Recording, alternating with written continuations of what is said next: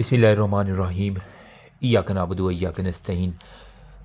M2 इसकी एक मैंने डर्माटोलॉजी की 1 आवर प्लस वाली वीडियो बना दी है और लोगों का बहुत अच्छा रिस्पांस आया। उसकी चैनल पे अलहदा से मैं प्लेलिस्ट बना रहा हूँ। अभी हम इन्फेक्शस डिजीज़ को अल्लाह ताला की रहमत, करम, फ़ज़ल और शुक्र के साथ एक ही वीडियो में कोशिश करूँगा मैं कि जितना मुझ बंदा इन चीज़ को आता है, मुझ नलाइक को आता है, आपके साथ शेयर करूँ। देखिए, बहुत से लोग कह रहे हैं कि यार इन्फेक्शस डिजीज़ नहीं होता तो इसको स्किप कर देते हैं, ये करते हैं, वो करते हैं, जी इसको हो जाएगा, हम खुद लिख लेंगे। नहीं लिखा जाएगा अगर आप नहीं करके जाओगे, ठीक है। मैं बताता हूँ, इसके अंदर से आपके 7 MCQs मेरी जान आने हैं और आपके पास 2 SCQs। ये नम्स और UHS में मिला जुला के चलो मैंने एक एनालाइज़ किया तो इसके अंदर से इतना से वेटेज है। तो अगर एक SCQ 5 नंबर का 10 ये और ये 17 नंबर की ये वीडियो अगर कोई देख लेगा तो इंशाल्लाह मैं कोशिश करूँगा उसके 17 नंबर जो है ना वो कवर करवा दूँ, ठीक है। अब इसके अंदर हमारे पास जो डिजीज़ छोड़ने वाली किसी सूरत भी नहीं है ना, वो है हमारे पास acute diarrhoea vomiting, chicken pox, varicella, shingle, herpes zoster, mumps, measle, infectious mononucleosis जिसे हम ग्लैंडुलर फीवर कहते हैं, डेंगी, हर्पीस सिंप्लेक्स टाइप इसकी 1 और टाइप इसकी 2। दोनों का फ़र्क पता हो। मेरे ब्लडी निमोनिक्स कुछ गंदे हैं जो आप इसको इग्नोर कर सकते हैं। Leptospirosis, Weil disease, typhoid fever, enteric fever जिसे हम कह रहे हैं, malaria, amoebiasis, giardiasis, hydatid meningitis, tetanus, syphilis, AIDS और कोविड-19 इंतहाई इंपॉर्टेंट टॉपिक है, हाई यील्ड है और इसी के अंदर से ही आपका एक SCQ तो लाजमी मैं लगवा दूंगा, ठीक है। बाकी जो है ना वो अंदर हिंट दे दूंगा जो इस साल आना है। कोशिश करूंगा जितना मेरा जो है ना नॉलेज है उसके मुताबिक मैं बताना चाह रहा हूँ। अच्छा, इसके अंदर ना जो लोग इरफान मसूद से कर रहे हैं, ठीक है, कुछ यहाँ पे मैंने अपनी 1947 वाली किताबें भी निकाली हैं, ठीक है। तो इसके अंदर से जो चीज़ें रह जाएंगी वो एक दफ़ा हम बुक से भी देख लेंगे, ठीक है। मैंने कुछ एक्स्ट्रा चीज़ जो है ना वो यहाँ पे किसी दौर में यूँ कह लें कि नोट की हुई है, ठीक है। तो इसको जो है ना वो हम कोशिश करेंगे। बाकी यहाँ पर कुछ मैंने इसको नोट कर दिया तो वो आपके साथ शेयर कर दिया जाएगा। अब इसके अंदर जो एक्यूट डायरिया है ना वहाँ से मैं शुरू करता हूँ। गौर से देखनी है वीडियो, ठीक है। और इसके अंदर अगर आप इसको पास्ट पेपर को भी साथ मिला के करेंगे तो फिर ज़्यादा मज़ा आ जाएगा, ठीक है। अब यहाँ पे जो मेरे सब्सक्राइबर मुझे माइक्रोस की वीडियो जिन्होंने देखी हुई हैं शायद वो मुझे जानते होंगे कि मैंने कितने ब्लडी निमोनिक्स बनाए थे और बिलीव मी लोगों की डिस्टिंक्शंस तक आई थी और लोगों ने मैसेज किया था, ठीक है।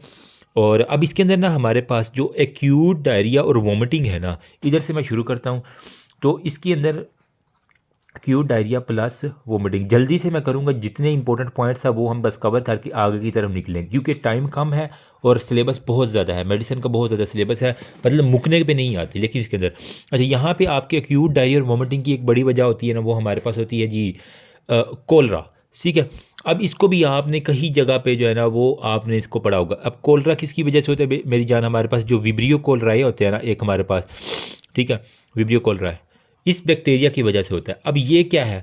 ये हमारे पास मेरी जान ग्राम नेगेटिव है। सारे गंदे काम जो है ना वी के अंदर होते हैं। We for only girls can understand, ठीक है। Sorry for my bloody mnemonics but यही मैंने लगा ग्राम नेगेटिव। इसमें कोलरा में विब्रियो कोलरा में वी आ रहा है तो इसके अंदर वहीं नेगेटिव काम वहीं पे होते हैं। अब यहाँ पे क्या होता है बेसिकली, अगर आज किसी को हुआ विब्रियो कोलरा तो उसके अक्यूट लिखा हुआ है ना हमने, इससे 24 से 48 घंटे के दौरान, ठीक है, 12 से 48 कहीं भी लेके कहीं 24 से 48 आवर्स के अंदर अंदर आपको सवियर किस्म की जो है ना ये वो डायरिया होना शुरू होएगा टपाटप, और इसके साथ उसको वोमिटिंग होगी, मतलब वो जो खाएगा निकल जाएगा और ये बंदा एडमिट होता है सीधा की सीधा एमरजेंसी के अंदर, ठीक है। और ऐसा बंदा एमरजेंसी के अंदर, अब इसके अंदर जो है ना अगर इसको टाइमली कंट्रोल ना किया तो ऐसा बंदा क्या होगा? एक तो आपके पास मेरी जान हाइपोटेंशन के अंदर चला जाएगा। वजह उसके अंदर से अगर आपने फ्लूइड थेरापी वाली एसिड बेस बैलेंस वाली वीडियो देखी उसके अंदर वोमिटिंग बहुत ज़्यादा हो रही है, उसके अंदर से हाइड्रोजन बहुत ज़्यादा लॉस हो रहा है, ठीक है। साथ में क्लोराइड भी है, हाइपोक्लोरीमिया हो रहा है, साथ में फ्लूइड लॉस हो रहा है। तो हाइपोवोलेमिक शॉक के अंदर उसके जाने के बहुत ज़्यादा चांसेस हैं, ठीक है। हाइपोवोलेमिक शॉक, ठीक है। जब फ्लूइड कम होता है तो क्या होता है? इनिशियल तौर पे दिल उसको मैनेज करने के लिए अपने आप को बढ़ा लेता है। तो मेरी जान इसके साथ आपको टैकी कार्डिया भी हमारे पास हो जाएगा, ठीक है। अब मरीज़ को क्या होगा? लेकिन ये होती है एक पेनलेस सी कंडीशन है, ठीक। अब यहाँ पे देखो सी से कोलरा है, ठीक है। सी से ही मैंने याद किया हुआ था क्या होता है? चावल होते हैं, ठीक है। तो इसके अंदर क्या होगा, पेशेंट की जो आपको MCQs और SCQs के अंदर सिनेरियो दिया जाता है, उसके अंदर कहते हैं राइस वाटर स्टूल है, ठीक है।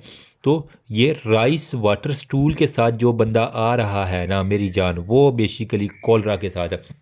जिस तरह होता है चावलों का पानी, जो गर्ल्स हैं वो चावल बनाती होंगी, ठीक है, तो इस तरह का जो है ना पानी इसके अंदर अजीब सा गुदला सा पानी जो है ना वो उसका बन रहा होता है, जो फीसिस के अंदर जो है ना वो इतना वाटरी डायरिया, मतलब पानी की तरह उसका बह रहा है, बस उसके अंदर हल्की हल्की जो है ना बस वो है।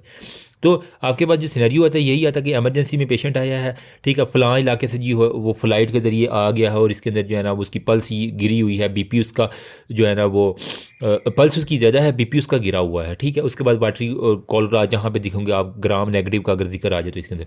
अच्छा, ऐसे पेशेंट को आप क्या करेंगे, मैनेजमेंट में सबसे इंपॉर्टेंट है, जब भी क्वेश्चन आ जाए ना मैनेजमेंट का, तो सब मेडिसिन के तमाम क्वेश्चन के अंदर या इवन मैं सर्जरी के अंदर भी जो है ना वो इसकी जो ट्रेंड है ना इसको फॉलो करता हूँ, ठीक है, और बिलीव में बड़े अच्छे नंबर आते हैं, ठीक है। मैनेजमेंट की जब भी आप हेडिंग लिखें ना क्वेश्चन के अंदर, उसके अंदर सबसे पहले लिखें इन्वेस्टिगेशन, ठीक है। इन्वेस्टिगेशन में खुद को जो है ना अब आप अपने वार्ड के अंदर ले जाएं, ठीक है, इमेजिनरी तौर पे अपने वार्ड के अंदर। जब भी आप किसी मरीज़ को अप्रोच करते हैं क्या करते हैं, उसकी सबसे पहले आप मेरी जान हिस्ट्री लेते हैं, उसकी खुद से या उसके साथ जो अटेंडेंट आया होता है उससे। हिस्ट्री इतनी इंपॉर्टेंट है, जिसको अगर आपने ये लिख दिया एग्जामिनर की आंख ब्लिंक कर गई तो मेरी जान आपके नंबर पक्के हैं। साथ में मेरी जान एग्जामिनेशन, अब इसके अंदर examination general physical examination surgery के अंदर ज़्यादा इंपॉर्टेंट होता है, इसके अंदर भी आप जनरल फिजिकल एग्जामिनेशन भी लिखेंगे, ठीक है। मतलब आप लिखेंगे हम, मैं सबसे पहले हिस्ट्री लूँगा, उसकी एग्जामिनेशन कंप्लीट एग्जामिनेशन लूँगा, ठीक है। साथ में हमने क्या करना है, क्योंकि अब इसके अंदर जो है ना फिर मैं इसकी जो है ना इन्वेस्टिगेशन को 2 पार्ट्स में यहीं पे डिवाइड कर दिया करता था, ठीक है। यूँ मार्कर के साथ आपने करना है, नंबर 1 पे आपने यहाँ पे लिखना है जी जनरल इन्वेस्टिगेशन, ठीक है, और मेरी जान यहाँ पे लिखना है जी स्पेसिफिक इन्वेस्टिगेशन। कुछ भी नहीं आता तो ये तो यार लिख सकते हो ना, तो something is always better than nothing. लेकिन आपको अब डायरिया के मुतालिक फाइनल ईयर का स्टूडेंट है तो इंशाल्लाह बहुत कुछ लिख लेगा वो, ठीक है, इतना वो पढ़ लिया, ठीक है। जनरल इन्वेस्टिगेशन में वही आप ना उसका जो है ना वाइटल मोनीटर कर लो, पल्स ऑक्सीमीटर, ठीक है, उसकी सैचुरेशन देख लो, वो आप इसके अंदर सारी जनरल सी चीज़ें लिख लोगे। स्पेसिफिक के अंदर क्या आएगा, आपने उसका मेरी जान क्या करना है, स्टूल एग्जामिनेशन कर लेना है, ठीक है। उसका जो पखाना है उसके अंदर जो है ना वो आपको एग्जामिनेशन करना है। और इसके अंदर जो एक टिपिकल आता है ना कभी कभार MCQs में, shooting star mortality of the rapidly motile vibrio Korla, अगर तो उसको विब्रियो कोरला है ना, ठीक है, तो उसके अंदर यूँ कह लें कि उसके V से क्या बनता है गर्ल्स, मैंने इसका याद रखा हुआ है, V से बनता है जी वजाइना। उसके अंदर जो है ना कोई भी शूटिंग चीज़ जो है ना वो चली गई है, तो यहाँ से जो है ना वो शूटिंग स्टार जो है ना वो आप डाल देना, बस यही मैंने निमोनिक या ब्लडी निमोनिक। तो इसके अंदर क्या है, हैंगिंग ड्रॉप्स या शूटिंग स्टार मोटेलिटी अगर आपको दिख जाए तो ये सिंपल सी बात आपका स्टूल एग्जामिनेशन नंबर 1 पे। ये नंबर 2 पे आपने क्या करना है, स्टूल कल्चर कर लेना है। ये तो था एग्जामिनेशन, अब इसके अंदर अब जो बैक्टीरिया उसको कल्चर भी तो करना है, हमें पता तो चले आएगा वाकई वही है। स्टूल कल्चर कर लो, 2 स्टूल के हो गए, पखाना उसका ले लिया। नंबर 3 पे आपने क्या करना, उसका जो रेक्टम है उसके अंदर से छोटा सा स्वैब ले लेना, ठीक है। तो रेक्टल स्वैब जो है ना वो आपने ले लेना है। अब खुद को मैंने कहा आप उसको वार्ड में खुद को ले जाओ और वहाँ पे आप क्या क्या करोगे, इसका स्टूल इकट्ठा करवा के भिजवाओगे, कल्चर करवाओगे, उसके अंदर आपको शूटिंग स्टार मिल जाएगा, साथ में उसका कहेंगे ये रेक्टम से हमने आपके जो है ना वो स्वैब लेना है। ये हो गया, बस ये आपने कर लिया, आपके पास ये डायग्नोसिस तो ये ना मैनेजमेंट बन जाएगी। अब ट्रीटमेंट क्या करनी है, अगर ये विब्रियो कोलरा का है तो हमने जो हमारे पास सिम्टम्स आए हैं उसी को देख के हमने ट्रीटमेंट कर लेनी है, ठीक है। तो ट्रीटमेंट में मेरी जान यही है हमारे पास कि आप उसके अंदर सबसे पहले अप्रोप्रिएट और इफेक्टिव रिहाइड्रेशन थेरापी, ठीक है। जब भी ऐसा पेशेंट आता है तो आप क्या करते हो, आप कहते हो मैं सबसे पहले जो है ना वो लार्ज IV बोर कैनोला लगाऊंगा, ठीक है। अब मैं भी ट्रीटमेंट के अंदर क्या करता, सीधी तरह लिख देता नहीं, मैं सबसे पहले लिखता हूँ कि मेरी जान यहाँ पे मैं इसको लिखता हूँ जनरल ट्रीटमेंट, और यहाँ पे फिर मैं इसको लिख देता हूँ जी स्पेसिफिक ट्रीटमेंट, ठीक है, स्पेसिफिक ट्रीटमेंट। लेकिन इससे पहले भी ना मैं लिख देता हूँ after taking brief history and general examination. तो ट्रीटमेंट में ये 3 आपने लाजमी लिख देने, after taking brief history and general physically GPE मैं लिख देता हूँ, general physical examination, I will prefer general treatment and specific treatment. ये 3 हेडिंग ट्रीटमेंट की बना लोगे, बस ये आपने एग्जामिनर की आंख को बस ब्लिंक करवाना है, इंशाल्लाह आपके नंबर अच्छे आ जाएंगे। अच्छा, यहाँ पे जो है ना वो आप क्या करोगे, लिखोगे जनरल ट्रीटमेंट में वही है कि ये भी आते ही पेशेंट को जो है ना वो हम लार्ज आईवी बोर कैनुला लगा देंगे। कैनुला लगाना तो ये इंपॉर्टेंट है, वरना अगर मरीज़ शॉक के अंदर चला जाए, हाइपोवोलेमिक भी हो वो भी, तो फिर आपके पास चांस नहीं बचता कि आप कोई भी लार्ज आईवी बोर कैनुला लगा दें। ठीक है, ये आपने करना है। अब इसके अंदर जो है ना वो ट्रीटमेंट के अंदर वही है कि आप जो स्पेसिफिक ट्रीटमेंट है वो मैं बता देता हूँ, जनरल तो खुद भी लिख सकते हो। इसके अंदर रिहाइड्रेशन थेरापी जो है ना, इफेक्टिव रिहाइड्रेशन थेरापी, वो आपने करनी है। ठीक है, अब रिहाइड्रेशन थेरापी जिन्होंने जनरल सर्जरी जो है ना वो की हुई है अच्छे से, उन्हें पता होगा कि फ्लूइड थेरापी के अंदर हमने सारा ये करना होता है। ठीक है, रिहाइड्रेशन थेरापी इसके अंदर करनी होती है। ठीक है, और आईवी थेरापी में क्योंकि वो मुंह से भी नहीं खा रहा और जो खा रहा है वो रेक्टम से उसके निकलता जा रहा है, तो आपने क्या करना है, हमेशा आईवी अप्रोच के अंदर ना रिंगर लैक्टेट जो है ना ये आपने लगा देना है उसको। ठीक है, अब वो अगर क्या है उल्टियाँ किए जा रहा है और उससे स्टेबिलिटी नहीं हो रही, तो आपने कब तक रिंगर लैक्टेट पे रखना है, जब तक कि वो स्टेबल ना हो जाए, उसकी वोमिटिंग सब साइड ना हो जाए। साथ में ज़ाहिर बात है अब दूसरी एंटीमेटिक्स और वो भी देते रहे होंगे। ठीक है, साथ जब उसकी ये ठीक हो जाए रिहाइड्रेशन थेरापी, जब तक उसकी उल्टियाँ और वोमिटिंग आप कंट्रोल करेंगे, उसके बाद फिर आप उसको जितनी जल्दी हो सके ओरल रिहाइड्रेशन थेरापी के ऊपर ले जाना है। ठीक है, ये हमारे पास क्या थी, आईवी रिहाइड्रेशन थेरापी, ये हमारे पास क्या थी, ओरल रिहाइड्रेशन हमारे पास थेरापी है। ठीक है, हमारी कोशिश होती है वार्ड के अंदर भी जितनी जल्दी मरीज़ को ओरली जो है ना वो स्टेबल किया जा सके और जितनी जल्दी वो शुरू करवाएगी, वजह उसकी इंटेस्टाइन की मोटेलिटी एक तो ठीक रहे, उसके अंदर जो बाकी रीजनरेशन वाले प्रोसेस है वो ईजिली चलते रहें, ये ना हो कि वो सारी चीज़ें अलग वाले हो जाएँ। ठीक, उसके बाद आपने ये करना है, जब वो स्टेबल हो जाए, वॉमिटिंग स्टॉप हो जाए, ये करना है। साथ में क्या करना है, अब ये मेरी जान ग्राम नेगेटिव बैक्टीरिया है, इस कुत्ते को मारने के लिए हमने क्या करना है, एंटीबायोटिक थेरापी जो है ना वो आपने स्टार्ट करवा देनी है।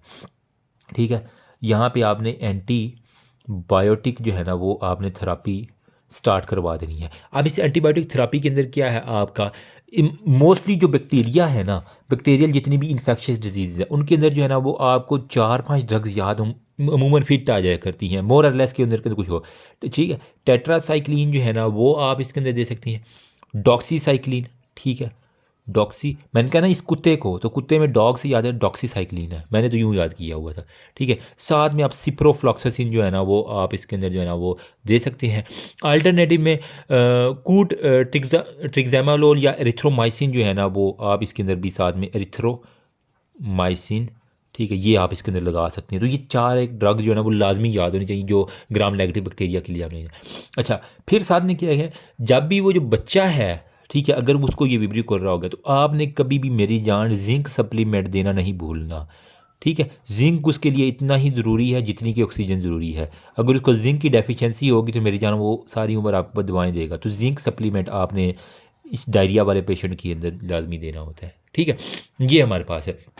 अब कि क्या सारे ही आप डायरिया, अच्छा डायरिया की जितनी भी कंडीशंस हैं ना उनके अंदर ये वाली थेरापी आप इसके अंदर दे सकते हैं। ठीक है, अब इसके अंदर कुछ डिफरेंशियल डायग्नोसिस में कह लो कि शिगेलियोसिस हो गया, ठीक है, कैम्पलोबैक्टर जेजिनाई इन्फेक्शन हो गया, साल्मोनेला इन्फेक्शन, एमेबिक डिसेंट्री, उनके अंदर भी सेम आपने यही करना है, हिस्ट्री एग्जामिनेशन, साथ में यहाँ पे आपने जो है ना वो लैब जो है ना वो फाइंडिंग्स, जनरल इन्वेस्टिगेशन में वही आ जाएंगे, लैब ब्लड एग्जामिनेशन आपने करवा देना, यहाँ पे मैं लिख ही देता हूँ। ठीक है, ब्लड एग्जामिनेशन आपने करवा लिया, साथ में आपने क्या किया, सीबीसी करवा लिया।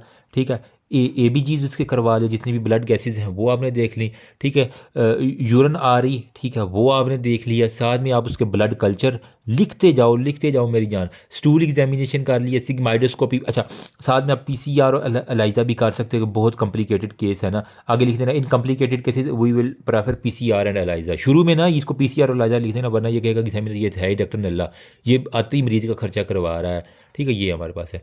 ठीक है, ये हमारे पास हो जाती है। बाकी जो है ना वो कुछ हमारे पास जो है एंटीमेटिक्स ड्रग, आप उल्टी के लिए एंटीमेटिक्स दे दोगे। ठीक है, और वो बाकी चीज़ें यही हैं हमारे पास, मोर और लेस जो है ना वो आपका एक्यूट डायरिया और वोमिटिंग के केसेस के अंदर यही हमारे पास आ जाया करता है। ये हो गया हमारा। ठीक है, अगर इतना कर लोगे तो इंशाल्लाह मज़ा आ जाएगा। नेक्स्ट हमारे पास है चिकन पॉक्स या वेरिसीला। अब ये चिकन पॉक्स उसने ये इरफान मसूद में इतना बड़ा लिखा हुआ है, ये मैंने लिखा हुआ ना चिकन की वी, किसी वजह से लिखा हुआ है, ओनली गर्ल्स कैन अंडरस्टैंड। अच्छा, यहाँ पे जो है ना मैं इसको पहले बता देता हूँ, फिर सॉरी यार अगर किसी को मेरे अभी भी निमोनिक गलत है, मैं एडवांस में सॉरी कर रहा हूँ, क्योंकि बाद में फिर जो है ना वो किसी को दिल आज़ारी ना हो। ठीक है, अगर किसी के पास अच्छे निमोनिक्स हैं वो अपने कमेंट्स में बता सकता है, कोई इशू नहीं, आई विल पिन दैट, वो उसका मैं कमेंट पिन करूँगा अगर कोई मुझे ठीक है। बाकी जो मेरे पुराने स्टूडेंट हैं, मुझे जो जानते हैं उससे माइक्रो वाली वीडियो से, वो अब कंटिन्यू रखेंगे अपना। ठीक है। नंबर सेकंड पे हमारे पास है जी चिकन पॉक्स। मैंने यूँ याद रखा, चिकन पॉक्स लिख दिया करते हैं कुछ एग्जामिनर को, चुल होती है कि वो जी इसको दूसरा नाम लिख देती है और बंदा कन्फ्यूज़ होकर बैठ जाता है कि यार ये तो मैंने पढ़ा ही नहीं है। तो मैंने यूँ याद रखा, चिकन की जो है ना वो आपने उसकी वी फॉर, समझ गई हो गर्ल्स। ठीक है। मैंने इसके लिए चिकन की जो है ना वो वजाइना मैंने यूँ याद किया हुआ तो सॉरी बार, लेकिन इसके अंदर यही है। इसके अंदर क्या होगा मेरी जान, वेरिसीला। अब आपके पास वेरिसीला आ जाए या चिकन की वी आ जाए तो आपका एक ही बात है। ठीक है। अब इसके अंदर जो पेशेंट है ना वो किस तरह आता है, सबसे पहले आपके पास एक तो वो जो है ना, मैं इसका मोड ऑफ ट्रांसमिशन भी सारा, इसका जो है फीकोरल रूट आप ट्रांसमिशन तो कर लोगे ना। यहाँ पे एक तो जो टिपिकल सिनेरियो के अंदर आता है, आपको फीवर होगा, बुखार। बुखार तो हर एक में है, अब बुखार के ऊपर तो आप डायग्नोसिस नहीं ना बना सकते। साथ में आपने क्या करना है, centripetal distribution on skin rash of the macule as macule. ठीक है। तो हमारे पास क्या होगा जी, सेंट्रीपिटल। ठीक है। Centripetal distribution of this skin rash. ठीक है। Centripetal distribution of skin rash. ठीक है। अब देखो, अब चिकन जिन जिन ने देखा, जो देहात से हैं उनको तो पता ही होगा चिकन किस तरह का होता है। यूं करके उसके यूं करके उसकी ये जो ना ये दो टांगे होती हैं, सॉरी फॉर माई अच्छा। इसके अंदर मैंने कहा सेंट्रीपिटल, तो चिकन की वी से थोड़ा सा ऊपर चले जाओ तो ये पेट आ जाता है। ठीक है। तो सारे लोग अपने पेट को जो है फील करो। ठीक है। वजाइना से ऊपर अपने पेट को फील करो। तो वहाँ पे जो अगर आपको centripetal distribution of the skin rash मिल जाए। सेंट्रीपिटल क्या होता है एक्चुअल में, अगर आपने फिज़िक्स पढ़ी हो तो जो फोर्स दरमियान के अंदर आता है, सेंटर को की तरफ आ रही होती है, उसे हम सेंट्रीपिटल कहते हैं। तो मतलब हमने, आपकी बॉडी का सेंटर कौन सा है, ये देखो ना यहाँ पे, उसके ट्रंक, एब्डोमन, ये सारे के सारे जो है ना, maximum on trunk and maximum on distal limbs जो है ना, मतलब आपको जो है ना वो चीज़ें मिल रही हैं। ठीक है। तो ये यही यहाँ से ये मैं बताना चाह रहा हूँ कि maximum on the trunk and जो है ना, ट्रंक के ऊपर मैक्सिमम होती हैं, जबकि उसके जो साइडों वाले लिम्स हैं ना उसके ऊपर देख लो आपके मिनिमम है। ज़्यादा पिक्चर मैं इसलिए नहीं दिखा रहा क्योंकि बाद में फिर इशू बन जाता है और वो वीडियो ही उड़ जाती है। ठीक है। वहाँ पे क्या है, पेप्यूल, वेजिकल, पस्ट्यूल जो है ना वो 24 आवर। सबसे पहले क्या बनता है हमारे पास, जो है ना वो कह लें कि मैक्यूल बनती हैं। ठीक है। हमारे पास शुरू शुरू में आपके पास मैक्यूल पढ़ते हैं, ये मैंने अब डर्मा के अंदर इसलिए पहले मैंने बताइए बजा, आपको पता होगा मैक्यूल क्या होता है, उसके अंदर मैंने सारे निमोनिक बताए हुए हैं। ठीक है। मैक्यूल बनते हैं, मैक्यूल से हमारे पास क्या बनता है, पेप्यूल बनते हैं, पेप्यूल से हमारे पास क्या बनता है, वेजिकल, वेजिकल से हमारे क्या पस्ट्यूल बनते हैं। मतलब पास्ट वाले जो है ना वो पस्ट्यूल यहाँ पे आपको एंड पे मिल जाएंगे। शुरू शुरू में भी होंगे। शुरू कहाँ से होंगे, उसके पेट से होंगे। वो कहेंगे डॉक्टर साहब शुरू शुरू में पेट के उत्ते शुरू होया सी, मतलब आपने याद रखना चिकन की वी से, वजाना की बिल्कुल ऊपर पेट है ना, तो यहाँ से शुरू कर देना आप। ठीक है। सेंट्रीपिटल जो है ना वो फिर उसको डिजिटल लिम्ब के ऊपर ले जाना। ठीक है। ये हमारे पास होता है। अब इसका मोड ऑफ ट्रांसमिशन क्या होता है, बेसिकली रिस्पायरेटरी जो है ना वो इसका मोड ऑफ ट्रांसमिशन है, सांस के ज़रिए जो है ना वो रिस्पायरेटरी। इंक्यूबेशन पीरियड इसका जो है ना वो अगर आज हुआ तो 11 से 20 दिन के अंदर अंदर जो है ना वो आगे ट्रांसफ़र हो जाएगा। ठीक है। ये बेसिकली वायरस जो है ना वो नर्व के अंदर जाके स्टोर हो जाया करता है। ठीक है। इसका इन्फेक्टिविटी पीरियड जो है ना वो 4 दिन, 4 day before the rash appear until the last vesicle crust over. यहाँ पे मतलब 4 दिन के आसपास ही होता है इसका इंक्यूबेशन पीरियड। ठीक है। अब इसके अंदर बंदा किस तरह आता है, तो आपके पास जो टिपिकल सिनेरियो होता है वो आता है कि टेयर ड्रॉप। ठीक है। टेयर ड्रॉप मतलब वेजिकुलर रैश, टेयर ड्रॉप वेजिकुलर रैश। ठीक है। जिसको अब क्या कह रहे थे, ये हमारे पास है जी सेंट्रीपिटल डिस्ट्रीब्यूशन। ठीक है। अब मैंने किस तरह याद किया, टेयर ड्रॉप मतलब वी की वजह से फीमेल जो है ना वो अपने टेयर्स गिरा रही होती हैं। ठीक है। तो वेरिसीला वहाँ पे क्या जी, जिस तरह आंसू है ना टेयर ड्रॉप, तो इस तरह करके जो है ना वो सारे अपने आंसू वहाँ पे लगा लो। बस यही है कि टेयर ड्रॉप जो है ना आपको मिल जाती है वेरिसीला जूस्टर पे। ठीक है। साथ में वो कहता है कि हमारे पास प्यूरेटिक, साथ में आप इसके अंदर खारिश लगा देना। ठीक है। प्यूरेटिक होती है खारिश, इचीनेस होती है, स्मॉल पिंक मैक्यूल अभी मैंने आपको दिखाए हैं। ठीक है। और वहाँ पे लियंस सी बन जाती हैं और उसके साथ हमारे पास क्या होता है जी, फीवर हमारे पास होगा। ठीक है। कॉम्प्लिकेशन क्या है, अगर इसको हमने ना किया तो बैक्टीरियल इन्फेक्शन जो है ना वो हमारे पास हो सकता है, हेपेटाइटिस हो सकता है, इंसेफेलाइटिस हो सकती है। तो एमसीक्यूज में हमेशा ये तो वेजिकुलर रैश, टेयर ड्रॉप, तो वजाइना के ऊपर आपने टेयर गिरा देने हैं तो आपके पास ये सारे का सारा क्वेश्चन आपका अल्लाह के फजल से हल हो जाएगा। ठीक है। अब यहाँ पे वो कह रहा है कि हमारे पास प्रेगनेंसी के अंदर ना, अगर ये हो जाए, ठीक है, अब फीमेल सारी जो है ना वहाँ से देखो, अगर यहाँ पे आपका यूट्रस है वजाइना के ऊपर, यहीं से याद किया होगा कि अगर प्रेगनेंसी के अंदर आपके पास हो जाए तो इसकी अबनॉर्मेलिटी सबसे ज़्यादा ये है कि ये हमारे पास बच्चे की आइज़ के ऊपर, CNS के ऊपर और हमारे पास लिम्स के ऊपर जो है ना वो इफ़ेक्ट करता है, ठीक है।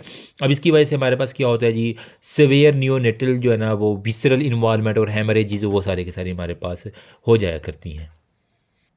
तो पास्ट के अंदर जो है ना इस तरह आता है कि आपके पास बंदा आया है 25 साल का, उसको फीवर है, मैक्यूलो पेपुलर प्यूरेटिक रैश, खारिश भी है और मैक्यूलो पेपुलर रैश भी है फेस, स्काल्प और एक्सट्रीमिटीज़ के ऊपर, लेकिन वो शुरू कहाँ से हुआ है, सेंट्रीपेटली ट्रंक से शुरू हुआ है, ठीक है। बाकी वो कह रहा है कि इसके अंदर जो है ना वो WBC और वो बाकी सारी चीज़ देख के कन्फ्यूज़ करेगा, लेकिन आपने हमेशा अपने डायग्नोसिस के ऊपर रहना कि हमारे पास ये है चिकन पॉक्स होता है। कम्प्लिकेशन में वही है कि इसकी वजह से हमारे पास क्या है, meningitis, pneumonitis, myocarditis, vasculitis, hepatitis, जिसके अंदर एंड पे आइटिस आ रहा है ना तो इसके अंदर लेना है, ठीक है। तो आपने क्या लिखना है, मेनिंजाइटिस हो सकता है, ठीक है, नमूनिया हो सकता है, दिल के ऊपर आ जाना, दिमाग, फेफड़े, ठीक है, ये दिमाग हो गया, फिर हमारे पास फेफड़े हो गया, फिर आपने दिल के ऊपर आ जाना, मायोकार्डाइटिस इसकी वजह से हो सकता है, फिर आपने वेसल के ऊपर वेस्कुलाइटिस होता है, फिर लीवर के ऊपर आ जाना, हेपेटाइटिस इसको हो सकता है। तो ये कम्प्लिकेशंस का भी हमारे पास एक क्वेश्चन आया हुआ है, ठीक है। तो इसकी ट्रीटमेंट क्या है, ठीक है। ट्रीटमेंट मेरी जान, चिकन पॉक्स क्या है, वेरिसीला हमारे पास एक वायरस है, ठीक है। इसका पूरा नाम क्या है, वेरिसीला ज़ूस्टर वायरस, माइक्रो जिनको आती है अभी तक वो अभी इसको दोबारा करें, ये DNA इन्वेलप्ड वायरस है बेसिकली, ठीक है। तो अब इसके अंदर वही है कि हमारे पास ये वायरस है तो एंटीवायरल आपने देनी है, क्या सीधा हम एंटीवायरल देंगे, नहीं, सबसे पहले वही आपने, यही मेरी जान हेडिंग बनानी है, ठीक है। इन्वेस्टिगेशन की अगर आ जाए तो ये हिस्ट्री एग्जामिनेशन जनरल और स्पेसिफिक, अगर ट्रीटमेंट की आ जाए तो after taking brief history and examination general treatment, ठीक है। इसके अंदर आप क्या करेंगे, जनरल ट्रीटमेंट में आप करो, मेजोरिटी ऑफ पेशेंट जो है ना इसके अंदर जनरल ट्रीटमेंट में don't need any type of treatment, उन्हें ट्रीटमेंट की ज़रूरत ही नहीं होती। गुड हाइजीनिक कंडीशन जो है ना उन्हें कि अच्छे से नहा नहू के, और साथ में अगर बहुत ज़्यादा है तो इसके अंदर कभी भी आपने ना एस्प्रीन नहीं दी, अवॉइड करना है एस्प्रीन को, वरना ये उसको वर्सन कर सकती है, ठीक है। तो क्योंकि उस बंदे को अब खारिश हो रही है तो क्या करें आप, इसके अंदर आप एंटी हिस्टामीन, एवल की गोली या इस तरह की जो है ना चीज़ें, वो साथ में आप कैलामाइन लोशन जो है ना वो आप इसके अंदर यूज़ कर सकते हैं, ठीक है, जबकि ताकि रिलीव हो इचिंग, ठीक है। सेकेंडरी इन्फेक्शन से बचाने के लिए जैसा आप लिख सकते हैं कि हम एंटीबायोटिक्स दे सकते हैं, क्योंकि अगर वो खारिश कर करके अपने ऊपर उसने ज़ख्म बना लिया, फिर आप कहेंगे कि सेकेंडरी इन्फेक्शन को प्रिवेंट करने के हम एंटीबायोटिक, लेकिन एक्चुअल में क्या है, ये हमारे पास वायरल है, तो हमारे पास वायरल के लिए हम क्या स्पेसिफिक ट्रीटमेंट अब मैं लिख रहा हूँ यहाँ पे, आप एंटी वायरल थेरापी जो है ना वो आप उसको देंगे, ठीक है। अब यहाँ पे मोस्टली जो कॉम्प्लिकेटेड केस होती हैं, प्रेगनेंसी होती है, इम्यूनो कम्प्रोमाइज पेशेंट होती हैं, तो उनके अंदर फिर हमें ये एंटीवायरल थेरापी देनी पड़ती है, वरना ये खुद ब खुद ठीक हो जाएगा थी। तो एंटीवायरल थेरापी के अंदर वो कह रहा है कि हमारे पास क्या होगा, हमने इसको 5 दिन के लिए जो है ना वो आपने एंटीवायरल थेरापी जिसके अंदर ए साइक्लोविर और वेला साइक्लोविर जो है ना, या फैम साइक्लोविर, ठीक है, ए साइक्लोविर, ठीक है, वेला साइक्लोविर, या फिर हमारे पास क्या है, फैम साइक्लोविर, AVF, इसमें भी वी आ गया, वेला साइक्लोविर, F से फॉक ऑफ और A से A1 जो है ना वो आपने कर लेना, ठीक है। बाकी साथ में वो कह रहे हैं हमारे पास कुछ एक वैक्सीन भी आ गई है वेरिसीला के अगेंस्ट, जिसे हम कहते हैं VZIG, जिसे हम कहते हैं वेरिसीला जूस्टर इम्यूनोग्लोबिन।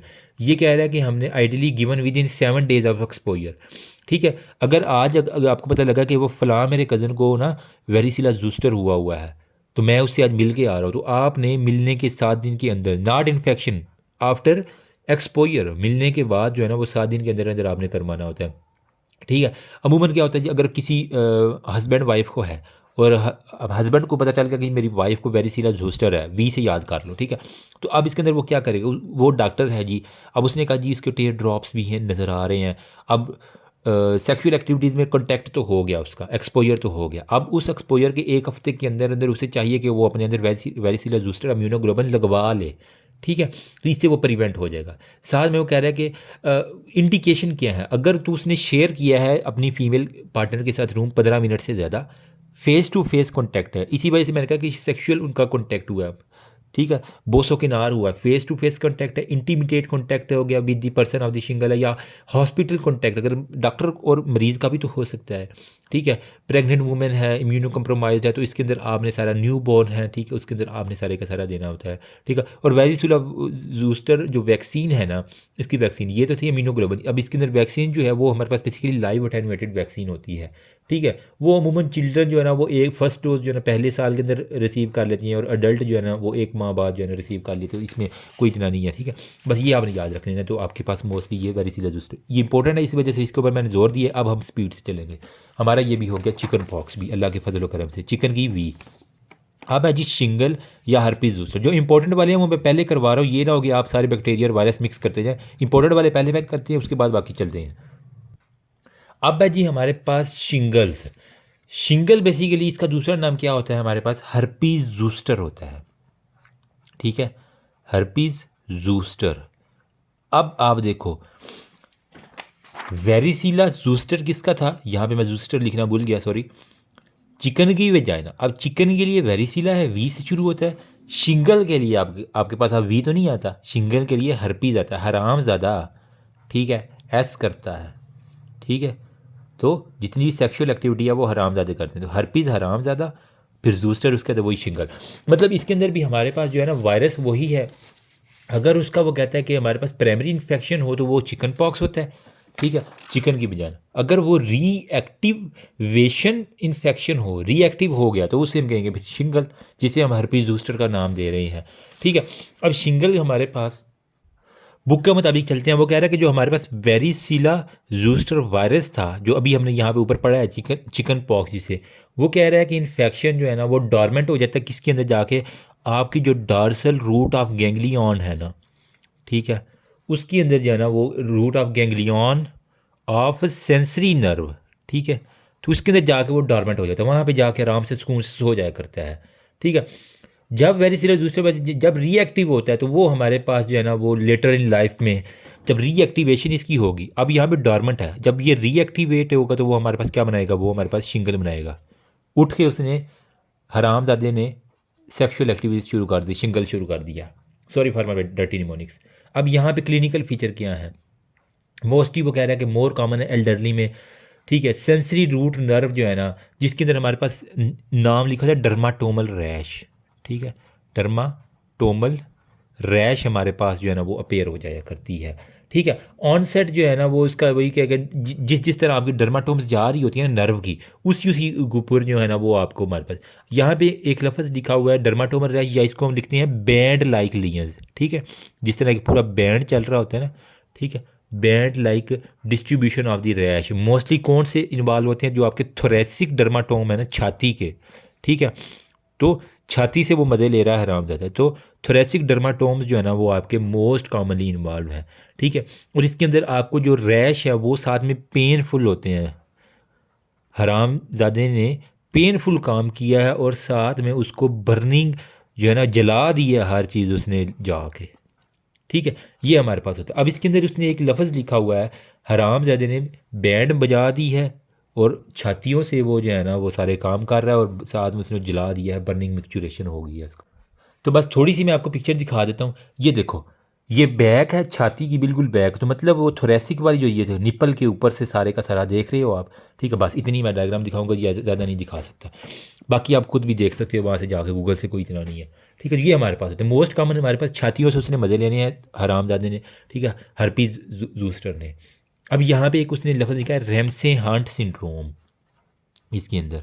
ठीक है, रमसे मतलब हरामजादे ने, मैंने यूं ही याद किया हुआ है। ठीक है, अब रेमसे हंट सिंड्रोम हरामजादे में आ रहा है, तो रमसे हंट में भी हमारे पास यही होगा।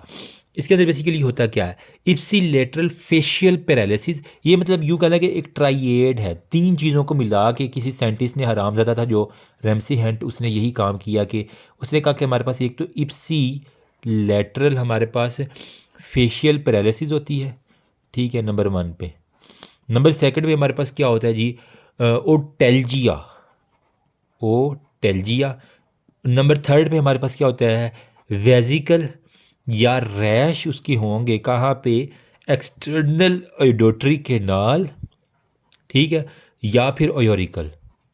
कान यानी हमारे पास इन्वॉल्व है, साथ में एयर पेन है, ओटेल्जिया जिसे मैं कह रहा हूँ, और साथ में इप्सीलेटरल फेशियल पैरालिसिस है। अगर मैं आपको इसकी एक मुझे मिल रही थी यहाँ पे रमसे हंट की, अगर वो मुझे मिल जाए ना, ये देखो, यस, ठीक हो, उसकी वो कह रहा है कि हमारे पास इप्सीलेटरल एक साइड की जो है ना वो फेशियल पैरालिसिस है, फिर कान का जो है ना वो उसने ओटेल्जिया दर्द है, और यहाँ पे रैश है एक्सटर्नल ऑडिटरी कैनाल, जो उसके कान की एक तो दर्द है वहाँ पे, जो एक्सटर्नल ऑडिटरी कैनाल है वहाँ पे सारे का सारा हमारे पास वेजिकल या रैश है, दाने निकले हुए हैं, ठीक है, या फिर ओयोरिकल और पिन्ना जो उसका एंड वाला हिस्सा है ना, उसके ऊपर हमारे पास कुछ ना कुछ इस तरह का हुआ हुआ है, ठीक है। तो अब उसने हरामजादे ने कान के सुराख तक नहीं छोड़े, इतना बगैरत था, ठीक है। तो मैंने यही है हमारे पास। अच्छा, यहाँ पे उसने मेरी एक और चीज़ लिखी हुई है, एक तो रेमसी हंट सिंड्रोम आपने याद रखना है इसके अंदर हरामजादे के काम में, साथ में वो कहता है कि वो कलेजी बड़ी खाता है हरामजादा, तो पोस्ट हर्पेटिक, ठीक है, कलेजी मैं कह रहा हूँ, न्यूरेल्जिया, ठीक है, वो दूसरा निमोनिक था, सॉरी, इसको पोस्ट हर्पेटिक में, हर्पेटिक मतलब अब हर उसको जो ये सारे काम हो गए हैं हर्पीज़ वाले हरामजादे के, अब उसने इतना गंदा काम किया है कि उसको जब हमने ट्रीटमेंट की उस बंदे की, उसके बाद भी उसको उस नर्व के ऊपर पेन रही, ठीक है, मतलब उस इन्फेक्शन के 1 से 6 मंथ तक उसको जो है ना वो हीलिंग हुई है जो रैश की, वहाँ पे परसिस्टेंस दर्द होती रही है, होती रही है, होती रही है, इतना उसने हरामजादे ने तबाही मचाई हुई है, ठीक है। तो बस ये होपफुली कि कुछ ना कुछ जो है ना मेरे निमोनिक काम आ जाएंगे आपके एग्ज़ाम के अंदर, अगर किसी एक बंदे का भी ठीक हो गया क्वेश्चन तो मेरा ख्याल में मेरा, ठीक है। कान, मुंह और उसके external auditory canal, post hepatic neuralgia, छाती से मज़े ले रहा है, जला रहा है, दर्द करवा रहा है, ठीक है, dorsal root of sensory neuron जो है ना वो सेंसरी मतलब सेंस करनी है, तो ऐसे फिर वो शिंगल और वो सारे का सारा हमारे पास। तो अब वो कहता है कि हमारे पास कभी कभार माउथ भी जो है ना वो इन्वॉल्व होता है, एमरजेंसी रूम में आया, left side deviation of the angle of the mouth, simple सी फेशियल पैरालिसिस है, ठीक है, रमसे हर्ट सिंड्रोम आ गया, तो बस ये आप इससे आप सारे डायग्नोसिस कर लेना, ठीक है। और यहाँ यहीं पे वो कभी कभार पूछ लेता है कि जी ये क्या जो आपके रमसे हर्ट सिंड्रोम वजह क्या है, शिंगल मतलब हर्पीज जोस्टर। अब इसके अंदर वो फिर कहता है कि जी अपर मोटर न्यूरॉन लियन और लोअर मोटर न्यूरॉन लियंस क्या होते हैं, वो आई थिंक हमारा अपर, सिंपल सी बात है, अपर मोटर न्यूरॉन अगर फेशियल न्यूक्लियस से ऊपर ऊपर अगर हमारे पास डैमेज हुआ तो वो अपर मोटर न्यूरॉन है, ब्रेन से फेशियल न्यूक्लियस तक जो है ना हमारे पास दिमाग है।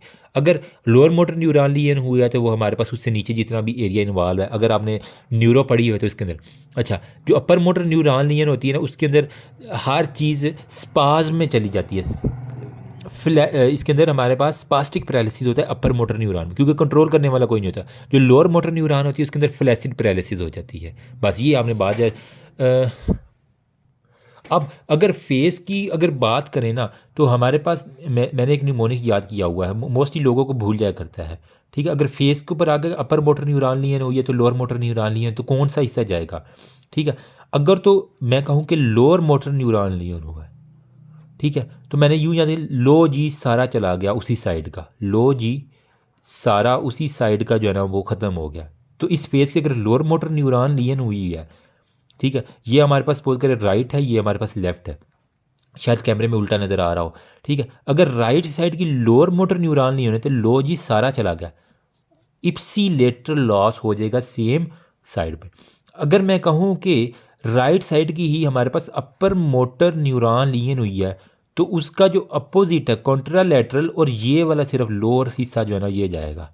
तो अपर मोटर न्यूरॉन लियन में कॉन्ट्रालैटरल साइड का जाएगा, लोअर मोटर न्यूरॉन में लो जी उसी साइड का सारा चला गया। तो ये बस अगर याद रख लोगे आपके पास सारा हो जाएगा, ठीक है। अब इसमें फेशियल पैरालिसिस लिख दोगे कि उसकी आई की क्लोजिंग है, टंग डेविएशन है, और इसके अंदर वो लॉस ऑफ मसल और फेस, बस ये एक निमोनिक अगर आप दिमाग में रख लोगे ना इंशाल्लाह कभी भी FCPS तक, ये मैंने अपनी सिस्टर को भी ये बताया था जब उसका FCPS का एग्ज़ाम था ना, और माशाल्लाह उसका पास है, अब वो अच्छी खासी ड्यूटी कर रही है, अल्लाह उनको मज़ीद बरकत दे। आयशा अगर तुम मेरी वीडियो सुन रही हो तो लाइक कर देना। एनीवेज मुझे लगता नहीं वो सुनेगी, क्योंकि उसका अब क्या फ़ायदा उसका सुनने का, उसने तो कर लिए सारे क्लियर। अच्छा, यहाँ पे हमारे पास क्या है जी, इन्वेस्टिगेशन क्या करेंगे आप इसके अंदर, ट्रीटमेंट क्या, इन्वेस्टिगेशन यही है, हिस्ट्री एग्जामिनेशन लैब में आपका करेंगे, अम्यूनोफ्लोरेसेंस पीसीआर वेजिकुलर फ्लूइड की करवा लोगे, सीरोलॉजी करवा लोगे। अच्छा, यहाँ पे आपके पास जो इन्वेस्टिगेशन है वही आपने हिस्ट्री एग्जाम सेम यही आपने फॉलो करना है, ठीक है। हिस्ट्री एग्जामिनेशन जनरल इन्वेस्टिगेशन में ये सारी चीज़ें लिख देना। स्पेसिफिक इन्वेस्टिगेशन मैं आपको बता देता हूँ। यहाँ पे आपने जो है ना, जो आपको वेजिकुलर फ्लूइड मिल रहा है, हमने कहा ना वेजिकुलर फ्लूइड, उसकी जो है ना वो आपने पीसीआर करवा लेना है, ठीक है। सिंपल सी बात है। या डायरेक्ट अम्यूनोफ्लोरेसेंस जो है ना वो आप इसके अंदर करवा, डायरेक्ट अम्यूनो फ्लोरीसेंस जो है ना वो आप करवा लेंगे। सीरोलॉजी करवा लो, ठीक है।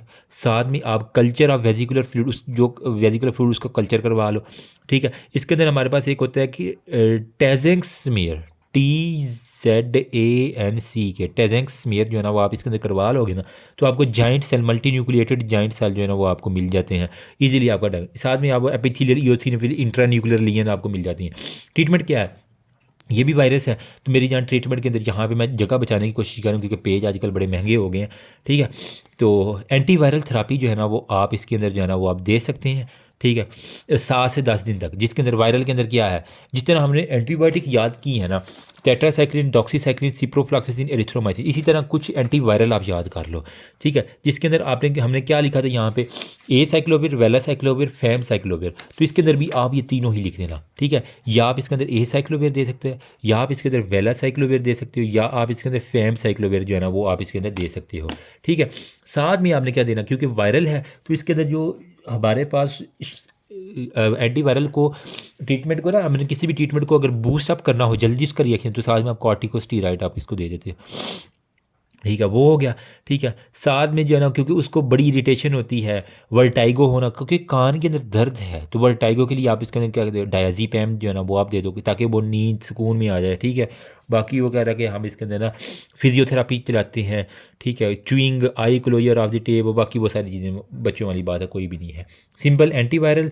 फिर आप ना टॉपिकल एंटीबैक्टीरियल भी दे सकते हो सेकेंडरी इन्फेक्शन को कंट्रोल करने के लिए, ठीक है।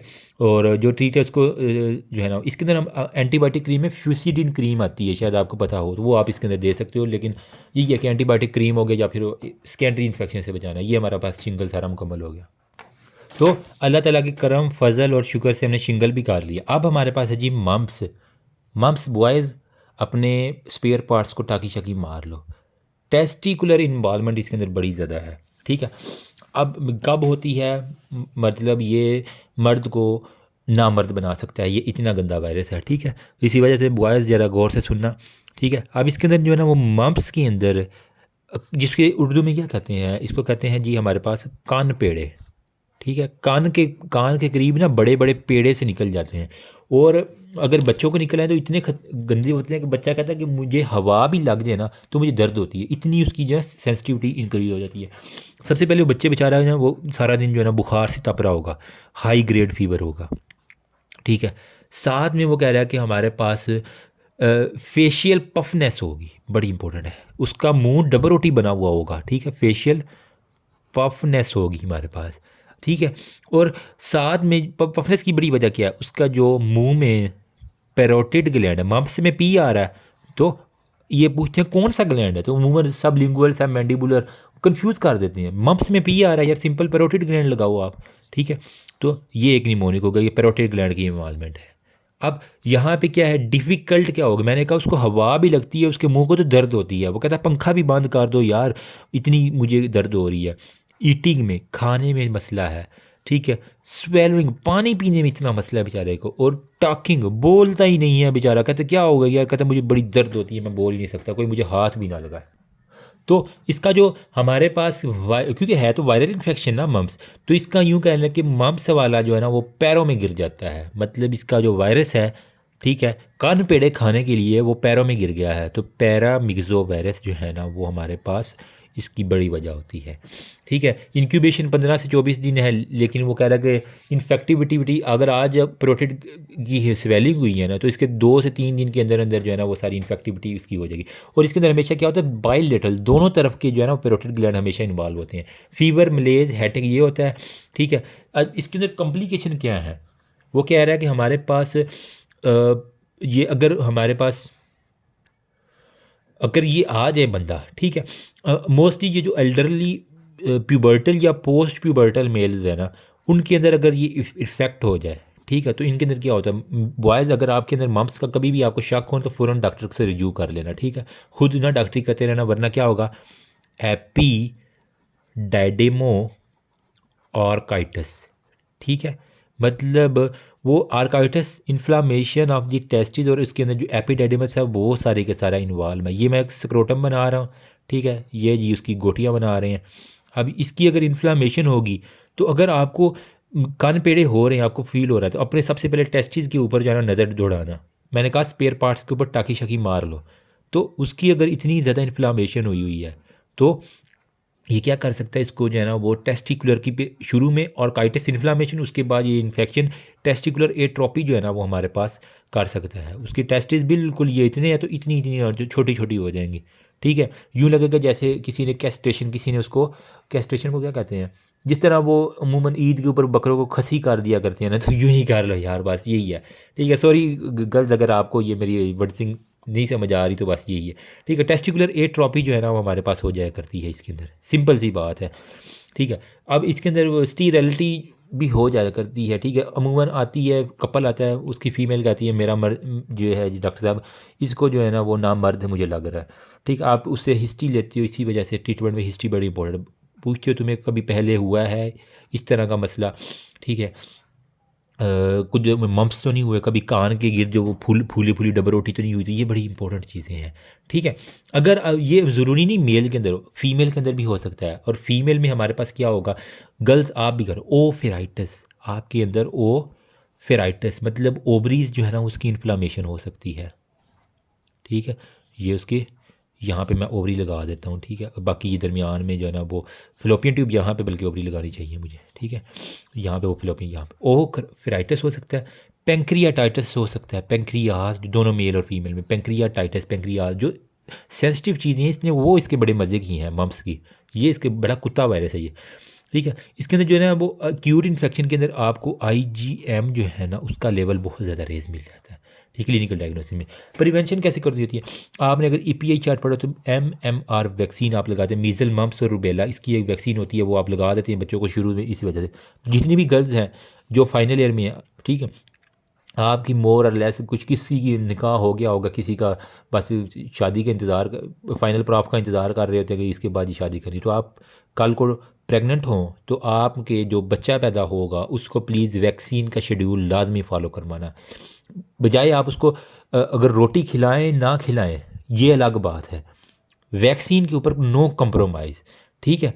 तो जितना भी मैंने कहा गरीब भी हो ना यार, सरकारी अस्पतालों में वैक्सीन फ्री मिल रही होती है, तो अब ये आ जाता है जी हम गरीब हैं वैक्सीन नहीं लगा सकते, खुदा के बंदो सरकारी हॉस्पिटल में जाओ, वहाँ पे आपको each and every thing guide कर दी जाती है, ठीक है। और उस जो चार्ट बनाए उसको गुम नहीं कर देना, उसके ऊपर पकोड़े रख के बाहर खा के चली जाती हैं जी, एक दफ़ा वैक्सीन लग गई है बस जी सारी उम्र लगवानी नहीं, उस कार्ड को संभालो, पिक्चर लो उसकी, उसके जो है ना वो बाकायदा लेमिनेशन करवा के रखो कि अभी मेरा ये वैक्सीन हो गया, अगली दफ़ा मैंने फ़लाँ डेट को आना और फ़लाँ वैक्सीन अपने बच्चों को, कह रहा हूँ रोटी से ज़्यादा अहम वैक्सीन है, वरना वो पोलियो का शिकार हो गया, मीज़ल मम्प्स रूबेला का देखो ना, अगर उसको आपने वैक्सीन नहीं लगाई, उसको प्यूबर्टी हो रही है और उसको ये टेस्टिकुलर एट्रोफी होगी, तो मेरी जान आप सास तो बन जाओगी लेकिन कभी भी दादी नानी नहीं बन सकोगे दादी नहीं बन सकोगी, ठीक है।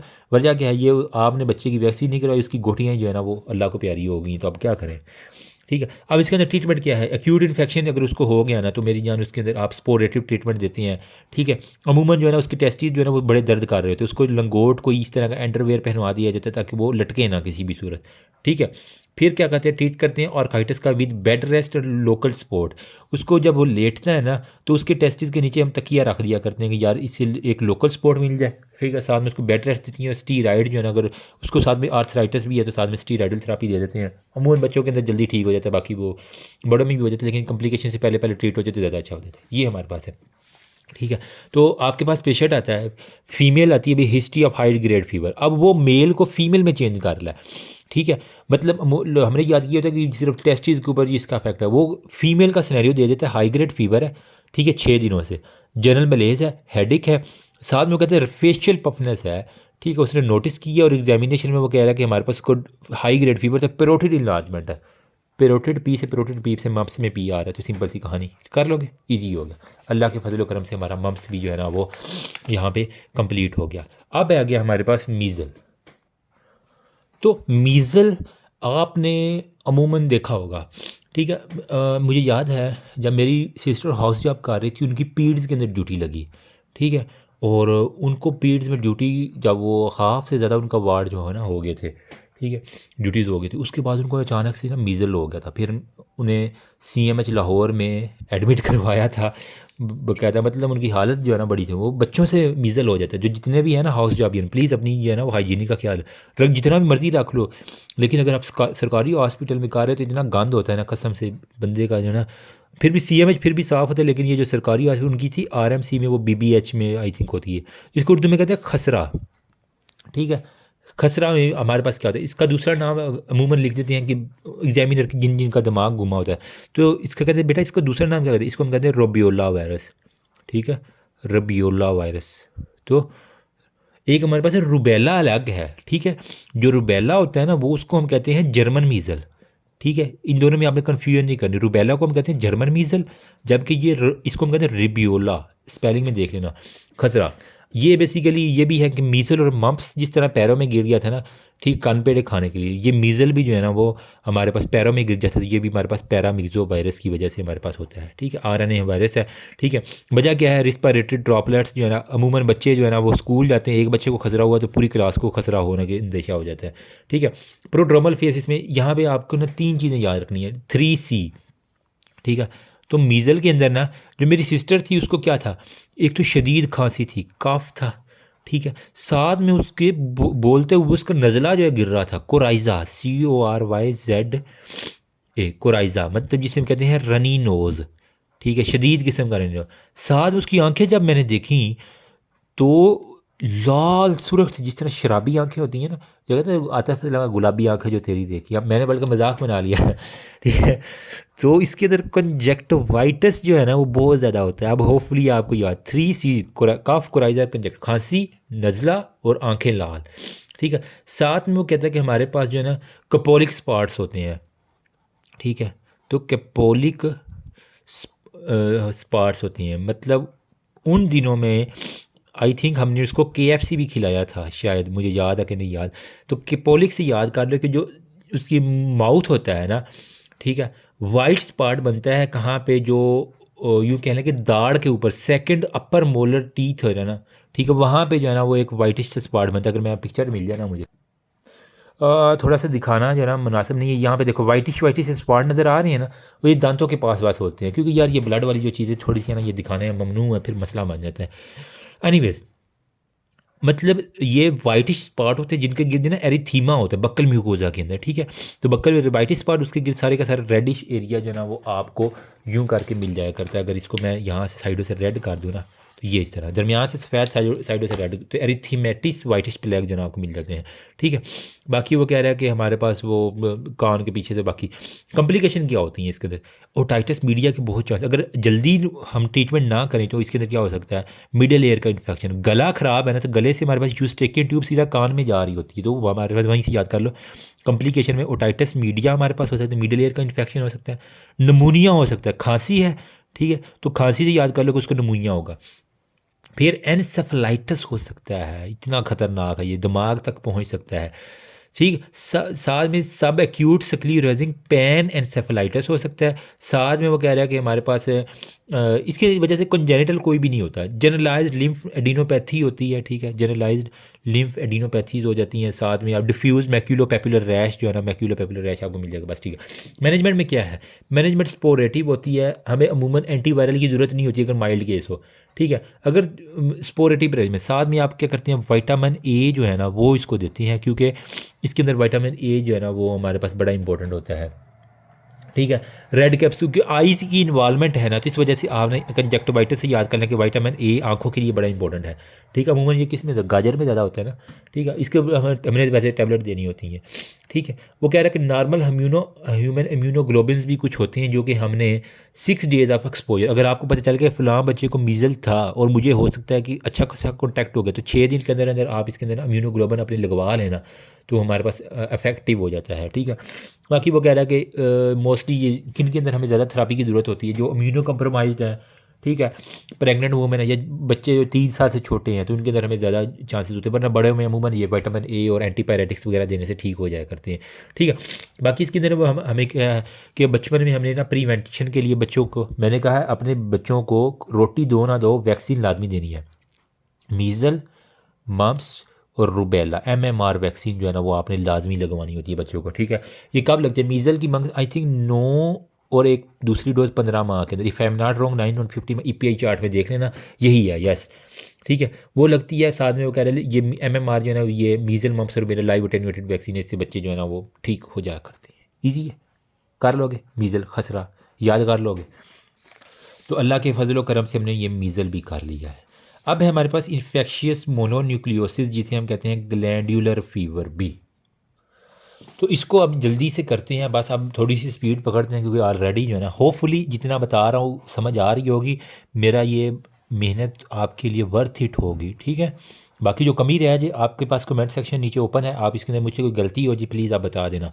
ठीक है, कोशिश है मेरी कि जितना मेरे पास सोर्सेज हैं उनके अंदर, जितना मेरा प्रीवियस नॉलेज है उसके मुताबिक। अच्छा, यहाँ पे हम करते हैं जी इन्फेक्शियस मोनोन्यूक्लियोसिस। ठीक है, इन्फेक्शियस मोनो न्यूक्लियोसिस। ठीक है, अब इसकी इंट्रोडक्शन में आपके पास वायरस जो होता है ना, वो हमारे पास है। इसका जो दूसरा नाम पता क्या होता है? इसका दूसरा नाम होता है ग्लैंडुलर फीवर। ठीक है, ग्लैंडुलर फीवर, या इसको हम कहते हैं किसिंग डिजीज़। मुंह है ना, एम से मुंह होता है, तो मुंह से क्या करते हैं, किस करते हैं। तो मोनोन्यूक्लियोसिस में या मम करना मुंह से करते हैं, तो इसे हम किसिंग डिजीज़ भी कहते हैं। ठीक है, क्यों कहते हैं अब देखते हैं हम इसको। ठीक है, वजह क्या है, ये हमारे पास जो सलाइवा है ना, ठीक है, उससे और एरोसोल से। तो अब ये जो अंग्रेज़ लोग क्या कहते हैं इसको यार, फ्रेंच किस जो करते हैं ना, उनके अंदर सबसे ज़्यादा देखा गया उनको इन्फेक्शियस मोनोन्यूक्लियोसिस हो गया। वजह क्या था, जब थूक से थूक ट्रांसफ़र होती है ना, ठीक है, लब से लब मिलते हैं, ज़ुबान से ज़ुबान, होंठों से शराबी होंठ मिलते हैं। ठीक है, तो क्या होता है कि यहाँ से यहाँ ट्रांसफ़र, यहाँ से यहाँ ट्रांसफ़र, चलो जी ले लो तुम लोग मज़े इसके आप।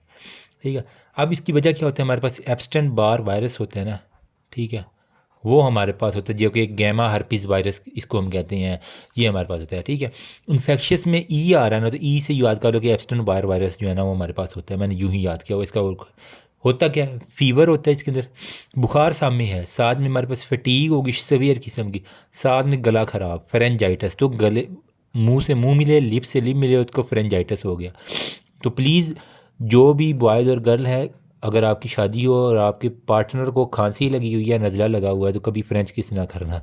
ये मेरी आपको टिप है। अभी रात के कितने बज रहे हैं, कोई 1 बज रहा है। ठीक है, तो इसके अंदर यही है कि आप उसको फ्रेंच किस ना करना, बेहतर ये है कि पहले उसके ट्रीटमेंट करके फिर जितने मर्जी मज़े ले लेना, वरना दोनों बीमार पड़े होगे, फिर रोटी पकाने के लिए आपको फूड पाने करने पड़ेंगे। साथ में क्या होगी, सप्लीनो मेगैली होगी। ठीक है, साथ में क्या होगा जी, हेपेटाइटिस होने के चांसेस ज़्यादा हैं। ठीक है, और इसकी वजह से अमूमन क्या होता है कि एंटीबायोटिक इंड्यूस रैश हो जाता है। ठीक है, जो हम लोग क्या करते हैं, खुद ही जो है ना वो थ्रॉट के लिए एम्पिसिलिन खा लेते हैं, लेकिन उसकी वजह से क्या हो जाता है, एंटीबायोटिक इंड्यूस रैश हो जाती है। तो इसके अंदर हमारे पास क्या कहते हैं, डॉक्टर साहब मैंने ये एंटीबायोटिक भी की लेकिन उसके बाद रैश आना शुरू हो गए, तो इसमें कहते हैं एंटीबायोटिक इंड्यूस्ड रैश। अमूमन जो एमॉक्सिल की गोलियाँ खा रहे हैं, एम्पिसिलिन जो है ना वो उसकी गोलियाँ खा रहे थे, तो इसके अंदर हमारे पास कॉम्प्लिकेशन क्या है इसकी, क्योंकि सांस का है, किसिंग का है, तो वहीं यहीं से ही कर लो, ईयर वे ऑब्स्ट्रक्शन हो जाएगी, सेवियर फेरेंजियल एडीमा, उसके जो फेरेंक्स है उसके अंदर शदीद किस्म का एडीमा हो जाएगा। स्प्लेंचरिक रैप्चर, स्प्लीनोमेगैली स्प्लेंचरिक रैप्चर हो सकती है, थ्रोम्बोसाइटोपिनिया हो सकता है, न्यूरोलॉजिकली उसके क्रेनियल नर्व पाल्सीज हो सकती हैं। ठीक है, ये सारे की सारी हो गया। साथ में वो कह रहा है कि हमारे पास इवन अगर इसको ना ट्रीट किया तो इसकी ख़तरनाक हद तक जो है ना वो चांसेस ये हैं कि हमारे पास नेज़ोफेरेंजियल कार्सिनोमा, लो ले लो जी तुम मज़े ले लो, नेज़ोफेरेंक्स के अंदर हमारे पास कैंसर बन गया, ये हो गया। फिर बर्किट लिम्फोमा, अब बर्किट लिम्फोमा इसके अंदर अभी मैं नहीं जा रहा, लेकिन बर्किट लिम्फोमा, ठीक है। साथ में हमारे पास हॉजकिन डिजीज़, वो कैंसर की तरफ लेके जा रही है, किसिंग, देखो कितनी बीमारी है ये, ठीक है। डायग्नोसिस क्या है? आप जब डायग्नोसिस करते हैं तो ए टिपिकल लिम्फोसाइटोसिस इसका बड़ा इंपॉर्टेंट है, ठीक है। ए टिपिकल लिम्फोसाइटोसिस जो है ना वो हो जाएगा। ग्लैंडुलर फीवर सेल आपको मिलेंगे, इसी वजह से हम इसको ग्लैंडुलर डिजीज़ भी कह रहे थे, ठीक है। इसके अंदर हमारे पास क्या मिलेंगे? बेसिकली ग्लैंडुलर, हमारे पास फीवर सेल्स, ख़ास तरह के CD8 टी लिम्फोसाइट जो है ना वो इसके साथ एसोसिएटेड होते हैं, मतलब इम्यूनिटी के रिलेटेड जितनी भी चीज़ें हैं ना वो हमारे पास हो जाती हैं, ठीक है। तो साथ में वो कह रहा है कि हमारे पास हेट्रोफाइल एंटीबॉडीज़ जो है ना वो आपको मिल जाती हैं। हेट्रोफाइल एंटीबॉडीज़ जो है ना वो हम डिटेक्ट इसको किस तरह करते हैं? मोनोस्पॉट जो टेस्ट है ना इसके ज़रिए, ठीक है। अब एक्यूट इन्फेक्शन है तो इसके अंदर आपको क्या मिलेगा? IgM का जो लेवल है एक्यूट के लिए जारी बात है वो रेज होगा, ठीक है। और IgM एंटीबॉडी फॉर अर्ली, ठीक है। उसके अलावा वो कह रहे हैं कि एंटी एप्टन बार वायरस एंटीजन भी हमें बाद में जो है ना वो एब्सेंस ऑफ एंटीबॉडीज़ टू इसके अंदर वो मिल जाएंगी, ठीक है। अब यहाँ पे ट्रीटमेंट क्या है? स्पोरेटिव ट्रीटमेंट है मोस्टली। और फेरेंजियल एडीमा जब हो जाता है ना, ठीक है, तो इसके अंदर वो कह रहा है कि फेरेंजियल एडीमा को हमने ट्रीट करने के लिए 5 दिन के लिए स्टीरॉयडल थेरेपी जो है ना वो दे देते, ठीक है। वो कह रहा है साथ में जितनी भी न्यूरोलॉजिकल थ्रोम्बोसाइटोपिनिया हिमोलिसिस है उसके लिए वो, और साथ में वो कह रहा है कि स्ट्रेनस एक्टिविटी से हमने अवॉइड करना होता है, वरना क्या है उसकी स्प्लीन बड़ी हुई है तो स्प्लीनों में गैली हो सकती है, रैप्चर ऑफ द स्प्लीन। साथ में लीवर हेपेटाइटिस है, लीवर इनलार्जमेंट है, तो इसके अंदर वो मसाइल हो सकते हैं। तो स्ट्रेनस एक्सरसाइज से वर्जिश वगैरह जोर वाली नहीं करनी, सिंपल जो है ना वो वॉक कर लो बस आपके पास, ठीक है। तो हमारे पास क्लासिकल फीवर है, सीवियर फ्रेंजाइटिस है, टॉन्सिलाइटिस है, सर्वाइकल लिम्फेडिनोपैथी है, पक्का हमारे पास किसका है? तो हमारे पास डायग्नोसिस में अमूमन आता है कि पेशेंट को जो है ना वो क्या है, एक तो हमारे पास जो ट्राइएड है ना, क्लासिकल ट्राइएड फीवर का बनता है, साथ में फ्रेंजाइटिस का बनता है, ठीक है। साथ में हमारे पास क्या बनता है? टॉन्सिलाइटिस का बनता है। फीवर को अमूमन यहाँ पे साथ इसके एडिशन करते हैं सर्वाइकल लिम्फेडिनोपैथी, ठीक है। तो ये एक ट्राइएड हमारे पास बन जाता है जो कि सिनेरियो में आता है। हेपेटो स्प्लीनोमेगैली, साथ में आप लिख दोगे हेपेटो स्प्लीनोमेगैली, और साथ में जो है ना वो एमॉक्सिसिलिन या एम्पिसिलिन एसोसिएटेड रैश, ठीक है। मतलब उसने मैंने शुरू में बताया ना कि वो एंटीबायोटिक खा रहे थे जिसकी वजह से रैश होते हैं, एम्पिसिलिन एसोसिएटेड रैश होंगे, ठीक है। इसको हम कहते हैं जरेश हेक्साइमर रिएक्शन। आई थिंक इस तरह का कोई साइंटिस्ट है, JH से याद कर लो कि हमारे पास ये रिएक्शन होता है तो इसके कर लेते हैं। तो ये होपफुली आपका ये अब जो है ना वो किधर गया हमारा पेज, ये वाला, ठीक है। इसके अंदर हमारे पास अल्लाह के फजल करम से इन्फेक्शियस मोनोन्यूक्लियोसिस हो गया है। नेक्स्ट हमारे पास है जी डेंगी। डेंगी जो है ना इसके लिए मैंने चंद एक निमोनिक्स बनाए हुए हैं, तो ये भी लगे हाथ मेरे ख्याल में कार ही लें। मेरा दिल था कि एक वीडियो काफ़ी है, अभी 56 मिनट की होगी। पता है यार पाकिस्तान का इंटरनेट भी वैसा है, मतलब और आए रोज़ तो ये इंटरनेट डाउन कर देते हैं उल्लू के पट्टे, पता नहीं क्या बाबे बिठा दिए हमारे ऊपर जो कोई भी हमें माड़ी सा काम हो जी पाबंदी लग गई है जी, ये लग गया वो लग गया, किधर रह रहे हो यार, ठीक है। डेंगी में हमारे पास क्या होता है जी? डेंगी बेसिकली एक यूँ कह लें कि एक डॉन है अपने इलाके का, ठीक है। अब डॉन क्या करता है? वो हमारे पास हड्डियाँ को तोड़ता है, ठीक है। हड्डियाँ शड्डियाँ डॉन तोड़ देते हैं मेरी जान। तो ये क्या है? ब्रेक बोन फीवर के साथ इसकी साथ प्रेजेंटेशन है, ठीक है। तो ब्रेक बोन याद कर लो, डेंगी डॉन है इलाके का, ब्रेक बोन, बस ये याद कर लो। अच्छा, अब डेंगी होता किससे है? बंदे बंदे को पता है ये मच्छर से होता है, ठीक है। मॉस्कीटो क्या करता है? फ्लाई करता है, तो इसकी वजह से जो वायरस है ना इसको हम कहते हैं फ्लेवी वायरस इसको कहते हैं, ठीक है। तो मैं यही से याद कर, फ्लेवी वायरस जो है ना वो डेंगी मॉस्कीटो के ज़रिए करता है। इसकी हमारे पास डेंगी के ना वायरस की भी 4 सब सीरोटाइप्स जिसे हम कहते हैं ना वो हमारे पास होती है, लेकिन इसके अंदर भी जो है ना प्रिंसिपल जो वेक्टर है जो मच्छर लेके आता है वो हमारे पास होता है vector Aedes aegypti. Aedes aegypti, I think ये मिस्र से कुछ ना कुछ इस तरह का इसका एसोसिएट है, मुझे नहीं एग्जैक्ट पता, लेकिन एडीज़ एजिप्टाइज जो है ना वो हमारे पास होता है। मतलब एडी अल्लाह दिता उसको क्या है डेंगी हो गया है, बस मैंने यूँ याद किया हुआ है, ठीक है। अब इसका इंक्यूबेशन पीरियड 2 से 7 दिन होता है, ठीक है। और most common arthropod borne viral infection अगर मैं कहूँ तो ये मोस्ट है, मतलब एरिथ्रोपोड कोई ये हशरात से जो होने वाला है ना, ठीक है, हशरातुल अर्ज़। अब इसके अंदर हमारे पास होमोटिपिक इम्यूनिटी और हमारे पास हेट्रोटिपिक टिपिक इम्यूनिटी जो है ना वो इसके लिए, जो ये वाला वायरस इसके अगेंस्ट जो है ना वो एक दफ़ा अगर किसी को हो गया ना डेंगू, उसके अगेंस्ट हमारे पास जो है ना वो होमोटिपिक जो है ना वो इम्यूनिटी बनती है। लेकिन जिसकी दूसरी सीरोटाइप्स हैं तो उसके अगेंस्ट हमारे पास हेट्रोटिपिक जो है ना वो कह रहा है कि हमारे पास इन्फेक्शन के बाद ये इम्यूनिटी आ जाती है। ठीक है, तो डेंगू जिसको एक दफ़ा हो गया दूसरी दफ़ा कम ही होता है। अब क्लिनिकल फीचर क्या है, अगर आज किसी को हुआ है ना तो उसके अंदर क्या होगा, ठीक है, इंक्यूबेशन में 2 दिन के अंदर अंदर उसको बुखार होना शुरू हो जाएगा। ठीक है, हेडेक शदीद होगी। ठीक है, मलेज होगा और एथरेल्जिया होगा, जॉइंट पेन, और वो सारे के सारे जो है ना वो हमारे पास होंगे। तो मैंने इसमें क्या कहा, डेंगू डॉन है, हड्डी है, तो ये ब्रेक बोन फीवर करवा देता है। ठीक है, मतलब जनरलाइज्ड पेन और pain in the eye movement, वो कहता है मैं आंखें भी मोड़ता हूँ तो इसकी बड़ी टिपिकल निशानी होती है डेंगू की कि इसको आंखों के जो है ना वो पेरी ऑर्बिटल जो है ना पेन बहुत ज़्यादा होती है। साथ में lacrimation, nausea, vomiting, relative bradycardia और लिम्फ एडिनोपैथी जो है ना इसके अंदर बड़ी कॉमन है। ये एक देख लो। ठीक है, ये डेंगू फीवर इसको ना कहते हैं हम, जिस तरह वो चीता नहीं होता उसकी रंग डब डब खटब्बा था, वाइटिश वाइटिश होते हैं, इस तरह का हमारे पास fever, rash, muscle and joint pain, देखो कितने लाल लाल। ठीक है, इसके अंदर पिन पॉइंट्स जो पेटिकियाई जिसे हम कह रहे हैं ना, पिन पॉइंट तो नहीं लेकिन ओवरऑल जो है ना पेटिकियाई होता है। इसके लिए हम क्या करते हैं, अगर आपको शक है कि इसको वाकई डेंगू तो आप इसके अंदर टॉर्निकेट टेस्ट कर लो। ठीक है, टॉर्निकेट टेस्ट, टॉर्निकेट क्या होता है, जो आप वो ब्लड लेने के लिए बांधते हो ना, वो आपने क्या करना है, बीपी का जो कफ है ना वो उसके यहाँ पे बाजू के ऊपर बांध के ना, ठीक है, उसको आपने पूरा इन्फ्लेट कर देना है। ठीक है, अब उसको इन्फ्लेट करके आपने छोड़ देना है 5 मिनट तक, वेट करना है इन्फ्लेट करने करके, और उसको वैसे ही इन्फ्लेटेड रहने 5 मिनट तक। ठीक है, फिर वो कहता है कि वहाँ पे अगर आपको अगर माइल्ड फार्म भी होगी ना वो भी पता चल जाएगी। क्या है, इसकी वजह से हमारे पास कैपेलरी बड़ी ना नाजुक हो जाती है, कैपेलरी फ्रेजिबिलिटी हो जाती है, था साथ में हमारे पास थ्रोम्बोसाइटोपिनिया जो है ना वो हमारे पास हो जाया करता है। ठीक है, तो ये हमारे पास है कि आपको टॉर्निक के टेस्ट करते हो ना तो इसके अंदर आपको जो है ना वो मिल जाता है। साथ में आप क्या करें, फीवर के लिए आप कॉन्टीन्यूस जो है ना वो ब्रेकमोन फीवर है, ये कह रहा है कि वो 7 से 8 दिन तक रहता ही रहता है। सैडल बैग इसके अंदर पेन होती है। ठीक है, क्रिटिकल फेज होती है, इसको हम डेंगू हेमोरेजिक फीवर भी कहते हैं, DHB भी कहते हैं ना। ठीक है, तो डेंगू हेमोरेजिक फीवर का आपको पता ही होगा, ज़ाहिर बात है। ठीक है, बाकी इसके अंदर फेंट मैक्यूलर रैश बनते हैं, मैक्यूलो पैपुलर रैश ब्लैंचेज मिलती हैं, और कह रहा है कि पाम्स और सोल जो है ना उसके ऊपर नहीं होता, बाकी है पूरी होते हैं। ठीक है, अब यहाँ पे जो डेंगू हेमोरेजिक फीवर बार बार वो कह रहा है ना, इसको कह लें कि severe form of the dengue fever जो है ना ये हमारे पास है, मतलब इसके ब्लड के साथ कुछ नहीं होती, थ्रोम्बोसाइटोपिनिया, हेमरेज, हाइपोटेंशन।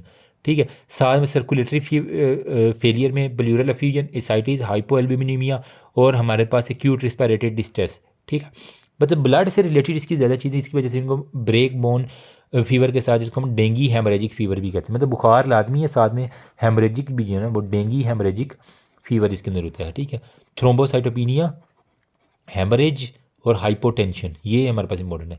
तो डायग्नोसिस में CBC करवा लो, ल्यूकोपीनिया, थ्रोम्बोसाइटम, IgG एंटीबॉडी करवा लो, PCR करवा लो। अगर किसी को डेंगू हो तो ये इसको पता ही होगा। ठीक है, साथ में वो कह रहे हैं कि हमारे पास WBC का काउंट कम मिलेगा, प्लेटलेट का काउंट अमूमन कम मिलता है, RBC का कम, पैनसाइटोपिनिया आपको मिल जाता है, तीनों चीज़ें कम मिलती हैं मोस्टली। WBC और प्लेटलेट का ज़्यादा हमारे पास, प्लेटलेट का इसके अंदर और भी ज़्यादा होता है, स्पेसिफिक के इसके अंदर जो है ना वो ज़्यादा हो जाए। ठीक है, PCR वगैरह करवा लोगे। बाकी हमारे पास ट्रीटमेंट क्या है, सिम्टोमेटिक है, एस्प्रिन हमें इस दौरान नहीं देनी चाहिए। वजह क्या है, अगर आप एस्प्रिन देंगे ऑलरेडी उसको हेमरेजिक चल रहा है तो एस्प्रिन क्या करेगी, खून को मजीद पतला करेगी और मजीद उसको हेमरेज होना है, तो एस्प्रिन कभी भी डेंगू के मरीज़ के अंदर आप रिकमेंड ना करना। ठीक है, वॉल्यूम रिप्लेसमेंट, ब्लड ट्रांसफ्यूजन जो है ना, अगर वो शॉक के अंदर जा रहा है, डेंगू हेमरेजिक शॉक इसे हम कहते हैं, तो उसके अंदर वार्निंग साइन यही है कि उसके अंदर फिर आपने वॉल्यूम रिप्लेसमेंट करनी है। जो कॉर्टिकोस्टेरॉइड जो है ना वो हेल्प ज़्यादा नहीं करती। ठीक है, प्रिवेंशन में यही है कि उसको ना मच्छर से मॉस्किटो रिपेलेंट लगा दो, उसके ऊपर वो जाली उसके अंदर जाली के अंदर सोए। इसके अंदर कोई वैक्सीन डेंगू के लिए हमारे पास नहीं है। ठीक है, तो हमारे पास इसके अंदर जो है ना उसने कुछ लिखे हुए हैं कि हमारे पास जो हेमरेजिक फीवर है ना उसके हमारे पास कुछ क्लासिकल फेजेस होते हैं। ठीक है, वो मैं आपको बता देता हूँ। अमूमन इतना इंपॉर्टेंट नहीं है, लेकिन कभी कभार एग्जामिनर का दिमाग घुमाओ तो फिर हमारे पास हमारे पास होता है जी फेब्राइल फेज़। ठीक है, फेब्राइल फेज़ होता है। ठीक है, एक हमारे पास होता है जी क्रिटिकल फेज़, उस जो डेंगू हेमरेजिक का क्रिटिकल फेज़ होता है। और फिर हमारे पास नंबर 3 पे कौन सा होता है, रिकवरी फेज़ होता है। फेब्राइल फेज़ में हमारे पास क्या होता है, तेज़ बुखार होता है। ठीक है, डिहाइड्रेशन बहुत होती है और रेट्रो आर्बाइटल पेन, बस ये रेट्रो आर्बाइटल पेन ही कभी कभार काफ़ी होता है हमारे पास। ठीक है, बाकी हमें बुखार देखना होता है, आपको पता चलिए ये डेंगू हेमरेजिक फीवर है। ठीक है, रेट्रो आर्बाइटल हमारे पास पेन होता है, खुद लिख लेना। बाकी break bone fever, myalgia, muscle pain, arthralgia, nausea vomiting. Critical phase में क्या होता है हमारे पास, यही बुखार जो है ना जब बहुत सवेर हो जाए, ठीक है, इसके अंदर हमारे पास शॉक होने की वजह क्या है, हेमरेजेस हो रहे हैं और बार बार वहाँ से फ्लूइड लॉस हो रहा है, तो हमारे पास क्या होगा, हाइपोवोलीमिया हो जाएगा। तो वो बंदा अगर शॉक के अंदर चला जाए, वजह क्या, प्लाज्मा की लीकेज की वजह से। ठीक है, साथ में उसको सवेर ब्लीडिंग हो जाए और आर्गन इंपेयरमेंट हो जाए, तो इसके अंदर हमारे पास क्या है, क्रिटिकली मतलब नाजुक सूरत हाल में है, उसको शॉक के अंदर जा रहा है। फिर रिकवरी में क्या है, अगर उसको हम हाइपरवोलीमिया दे दें, ठीक है, मतलब जब हम आईवी थेरेपी एक्सेस देते हैं तो उसका वॉल्यूम ठीक होता है, उसके सिम्टम्स इंप्रूव होते हैं, इसका मतलब ये रिकवरी फेज। तो ये तीन, फेब्राइल, FCR, ठीक है, FCR फ्रंटियर कोप की रिकवरी हो गई है, मैंने यूँ याद किया हुआ था। अच्छा, यहाँ पे अब इसकी फ़ीवर की ये तो थे फेजेज, यहाँ पे कुछ इसके ग्रेड भी हैं फीवर के। ग्रेड 1 होते हैं, ग्रेड 2 होता है, ग्रेड 3 होता है और हमारे पास ग्रेड 4 होता है। ठीक है, जो ग्रेड 1 है ना, इसके अंदर आपको सिंपल फीवर मिलेगा, ठीक है, साथ में हेमरेजिक मैनिफेस्टेशन, साथ में हमारे पास प्लाज्मा की लीकेज होगी। ठीक है, और इसके अंदर प्लेटलेट काउंट जो है ना वो 1000 मल्टीप्लाई बाय 10⁻⁹ पर लीटर, ठीक है, इससे कम होगा। ठीक है, तो यहाँ पे हमारे पास, ठीक है, बाकी ये ग्रेड 2 है, इसके अंदर ये ग्रेड 1 वाले सारे सिम्टम्स। ठीक है, अलॉन्ग विद अगर स्पॉन्टेनियस ब्लीडिंग, अचानक से ब्लीडिंग हो जाए, बार बार अचानक से ब्लीडिंग शुरू हो जाती है, तो इसे ग्रेड 2 कहते हैं। ग्रेड 3 में क्या है, पहले दोनों सिम्टम ग्रेड 1 और ग्रेड 2 के सिम्टम, स्पॉन्टेनियस ब्लीडिंग भी है, ये हमारे पास क्या है, ये वाला प्लेटलेट काउंट भी डिक्रीज है, साथ में उसको सर्कुलेटरी फेलियर, उसको दिल जो है ना वो अब काम छोड़ता जा रहा है, वीक पल्सिस और हाइपोटेंशन इसके अंदर आ गई है। ठीक है, और पल्स बिल्कुल नैरो हो गई है। ठीक है, ये हमारे पास ग्रेड 3। ग्रेड 4 में क्या है, ऊपर वाले तीनों सिम्टम्स, ग्रेड 3 वाले अलॉन्ग विद, साथ में आपके पास क्या होगा, प्रोफाउंड शॉक हो जाएगा। ठीक है, वो इतना शॉक में चला गया कि उसकी हमारे पास अब डिटेक्ट नहीं हो रही, अनडिटेक्टेबल ब्लड प्रेशर। ठीक है, अब बिल्कुल उसका ब्लड प्रेशर डिटेक्ट ही नहीं हो रहा, तो वो ग्रेड 4 के अंदर आता है। ठीक है, तो अब आपके पास जो पेशेंट आएगा वो आएगा, उसको हमने हॉस्पिटल में आया, हमें जो है ना वो उसको सीवियर एचीज है, pain all over the body, high grade fever है, रेट्रो ऑर्बिटल पेन है, डेंगी हमारे पास है। इसके अंदर वो पूछ लिया एडीज है, चपटाई आता है। ठीक है, एक हमारे पास एडीज अल्बो पिक्टस भी हमारे पास होता है, लेकिन वो इतना नहीं होती। बेसिकली ट्रांसमिशन यही है कि जो एडीज़ मास्कीटो है ना, ठीक है, अल्लाह दिता मास्कीटो, मैंने यूँ याद, एडीज़, ठीक है, ये वाला जो मास्कीटो ये क्या करता है, बाइट करता है किसी भी मरीज़ को जो कि ऑलरेडी इन्फेक्टेड है।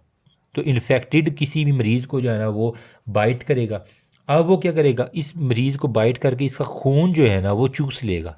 ठीक है, अब जो खून चूसेगा, ठीक है, तो वो ब्लड जो है ना, अब वो डेंगी वायरस के अंदर जो है ना, डेंगी के अंदर जो है ना वो हमारे पास इंजेस्ट हो गया। ठीक है, mosquito ingest blood with dinghy virus, उसने खून चूसा, साथ में जो मरीज़ का डेंगी वायरस है उसको भी चूस लिया। ठीक है, अब वो क्या करेगा, 8 से 10 दिन तक इधर उधर जो है ना वो गली मोहल्लों में घूमता रहेगा, घूमता रहेगा। ठीक है, इस दौरान क्या होगा, डेंगी जो उसने वायरस खून के साथ पिया था वो वायरस अपना इंक्यूबेशन कर लेगा। अब ये जो है ना 8-10 दिनों बाद किसी हेल्दी बंदे को जो काटेगा ना यहाँ पे आके, तो उसका खून चूसते चूसते ये हमारे पास ये वायरस भी इसके अंदर फेंक देगा, जिसका इंक्यूबेशन पीरियड कंप्लीट हो गया। अब वो तगड़ा हो गया वायरस। ठीक है, अब जब इस बंदे को काटा, इस बंदे के अंदर अगले 4 से 13 दिन के अंदर अंदर जो है ना वो डेंगी हो जाएगा, और उसको शदीद बुखार, रेट्रोएडबिटल पेन और वो सारी की सारी चीज़ें हो जाएंगी। ठीक है, तो बस ये है। अब हाई ग्रेड फीवर के लिए अमूमन पूछते क्या है कि आप क्या कर सकते हैं, एसिटामिनोफेन जो है ना वो आप इसके अंदर जो है ना वो आप दे दो। ठीक है, साथ में अगर स्टिल ज़्यादा हाई है तो फिर आप इसके कभी भी आपने एनसिड नहीं देनी प्लीज़। ठीक है, एस्पिरिन, अबिप्रोफिन, ये वाली चीज़ें कभी भी नहीं आपने नहीं, सिंपल उसकी ब्लीडिंग जो है ना उसको कंट्रोल रखना है, उसकी जो है ना मैनेजमेंट में सिम्टोमेटिकली जो है ना इसको मैनेज करना होता है, वॉल्यूम उसका ठीक रखो तो बंदा ऑलमोस्ट ठीक हो जाता है। जब इसका इंक्यूबेशन पीरियड ख़त्म होता है इसको कहेंगे कि जाली के अंदर सोया करे, किसी और अब घर के किसी और मच्छरों को काटने का मौका ही ना दे उसको। ठीक है, तो ना रहेगा बांस ना बजेगी बांस। That's all about, thank you so much. इसकी वजह से डेंगी हेमरेजिक फीवर और डेंगी शॉक सिंड्रोम, ये दो आपने लाजमी बतानी होती है। ठीक है, जिसकी सीवियर सिम्टम है डेंगी हेमरेजिक फीवर और डेंगी शॉक सिंड्रोम जो है ना वो आपने लाजमी बतानी होती है। क्लासिकल डेंगी फेब्राइल फेज़ के अंदर 3 फेसेस हैं, FC, रिकवरी, एफ से फिब्राइल, सी से क्रिटिकल और सी आर से रिकवरी फेज। तो grade 1, grade 2, grade 3, grade 4। Grade 4 में बिल्कुल पल्स नहीं मिलेगा। ग्रेड 3 में सर्कुलेटरी चेंजेस हैं। ग्रेड 2 में हमारे पास स्पॉन्टेनियस ब्लीडिंग है। ग्रेड 1 में बुखार है, उसका हमारे पास प्लेटलेट जो काउंट है ना वो गिरा हुआ है। ठीक है, तो ये आप इसके अंदर बता देंगे तो होपफुली बहुत ज़्यादा आपके पास आ जाएगा। ठीक है, that's all about. Thank you so much, remember me also your पीछे। फिर अभी हमारे पास ये डेंगू भी हो गया है। ठीक है, नेक्स्ट हमारे पास हर्पीस सिम्प्लेक्स है। तो यार मेरी कोशिश थी एक ही वीडियो में, लेकिन क्योंकि आजकल इंटरनेट का बड़ा मसला चल रहा है पूरे पाकिस्तान में। ठीक है, तो आई थिंक कि फिर वो डीमोटिवेट चीज़ें करती हैं जब बंदा इतनी मेहनत से वीडियो बनाए ना, और वो फिर अपलोड होते होते पूरा दिन ले जाए। तो हालांकि मेरे पास जो इंटरनेट लगा हुआ है 15 MB का लगा हुआ है, मतलब इतनी फास्ट स्पीड होने के बावजूद भी फिर वो ना मज़ा आए तो फिर यार बड़ा जो है ना मसला होता है।